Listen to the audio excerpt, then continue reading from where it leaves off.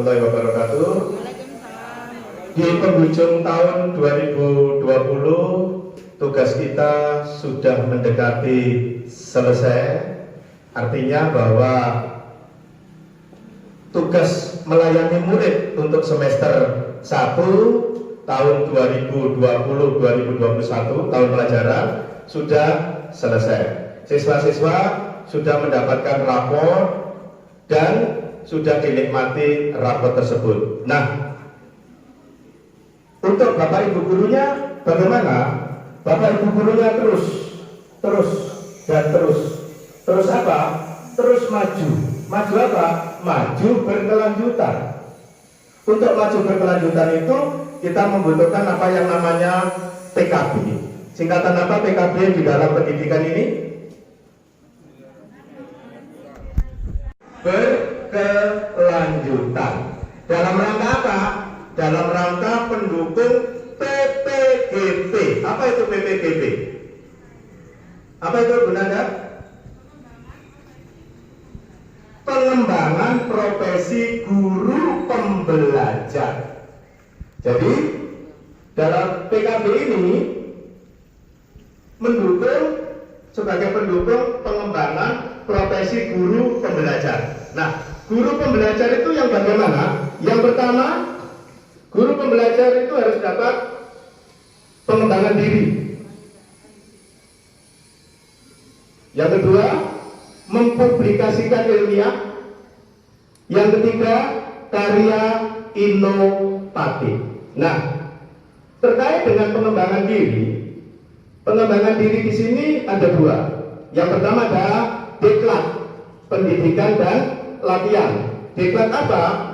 Tergantung. Kalau sesuai dengan profesinya, namanya diklat fungsional.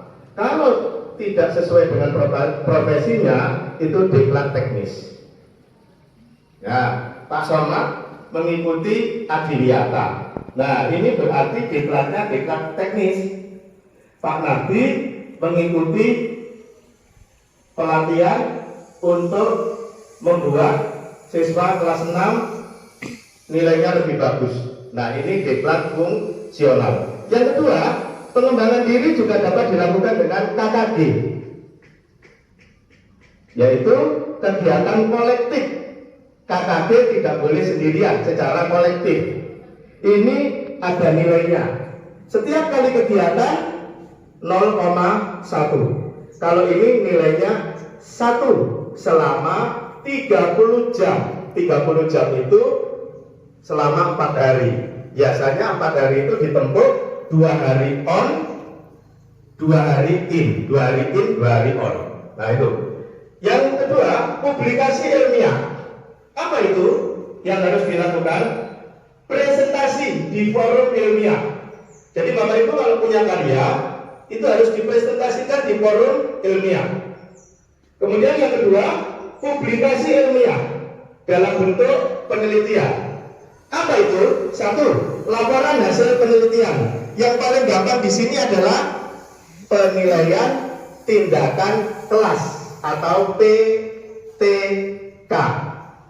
Biasanya ada siklus 1, siklus 2, siklus 3. PTK ini hal yang paling gampang karena dilakukan oleh guru itu sendiri di kelasnya sendiri.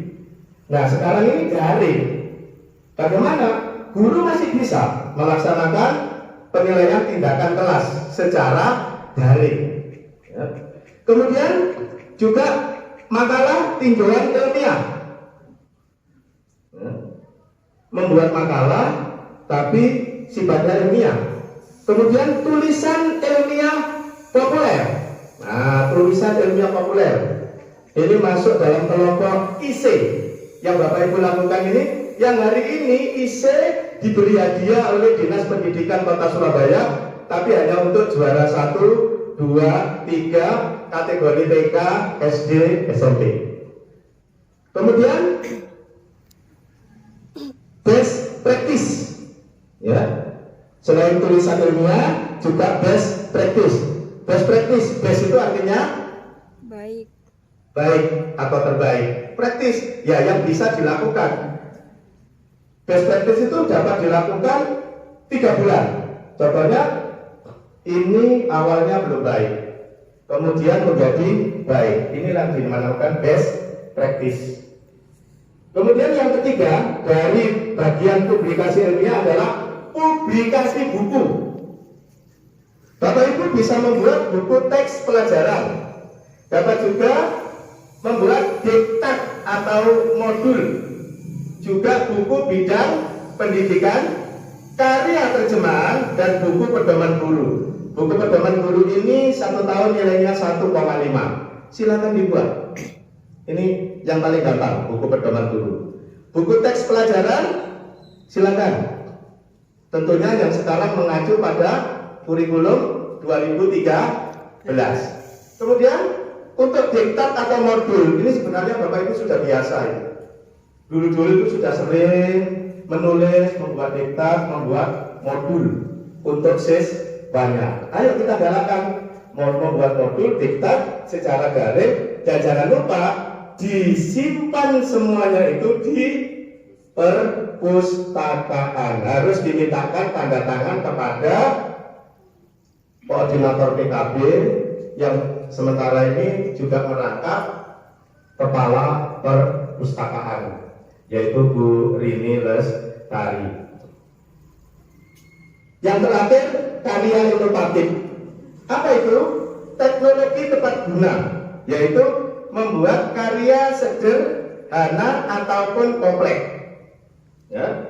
Teknologi tepat guna di sini maksudnya adalah karya-karya Bapak Ibu, ya, karya-karya Bapak Ibu yang sifatnya itu dapat meningkatkan pendidikan.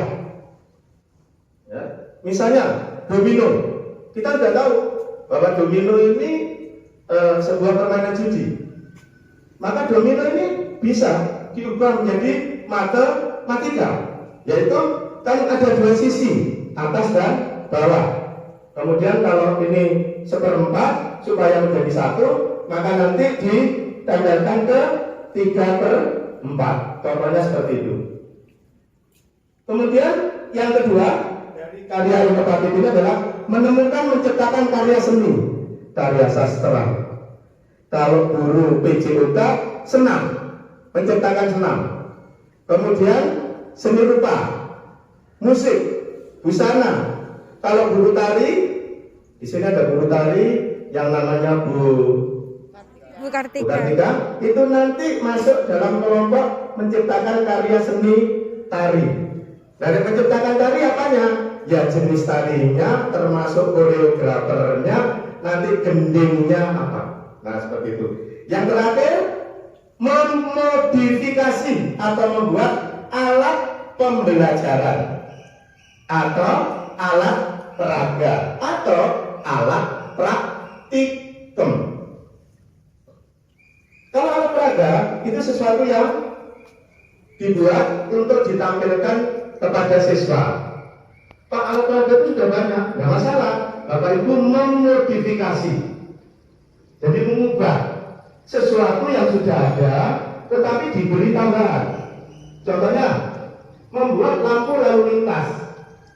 Nah, membuat lampu lalu lintas, kalau biasa kan dia bisa nyala dalam hitungan detik. Nah, siswa ini atau Bapak Ibu kalau mampu membuatnya dalam hitungan detik, kemudian dengan sebuah remote control, nah ini juga termasuk jenis karya inovasi bidang modifikasi alat peraga. Nah, kalau alat pembelajaran, yaitu menciptakan alat yang digunakan lagi. Jadi ini alat dibuat, dan alat tadi tidak diperagakan tetapi digunakan lagi. Contoh. Ya, contoh ini Bapak Ibu membuat kincir Angin. air.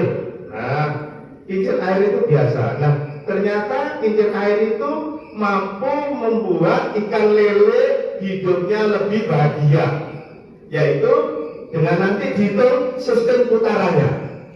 Nah, yang terakhir alat praktikum. Mudah-mudahan ini pengantar tahun 2020 dan kita bisa melaksanakan 2021 dalam keadaan sehat walafiat tanpa halangan sesuatu apapun.